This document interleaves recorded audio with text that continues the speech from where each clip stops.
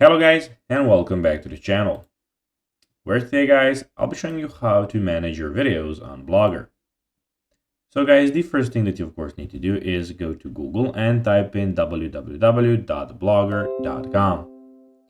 After that you just need to go and log into your profile, and then of course you will have the screen looking like this in front of you.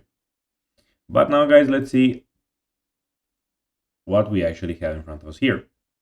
So on the left side of the screen, as you can see, we have the posts, stats, comments, earnings, pages, layout, theme settings, and reading list. And in the top right corner, we have your profile and everything about it.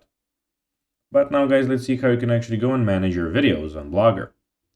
So first of all, you need to go and click on a new post and create a new post, or click on here to go and create on your post that has been already created. You can choose one of those things. Now, here you can actually go and put in the text, do whatever you want with your, of course, blog. But when you want to manage your videos, you firstly need to go and put a video in Blogger. So you can click on this icon here, which is insert video. Then choose if you want to upload it from your computer or YouTube. I'm going to go and click on upload from computer.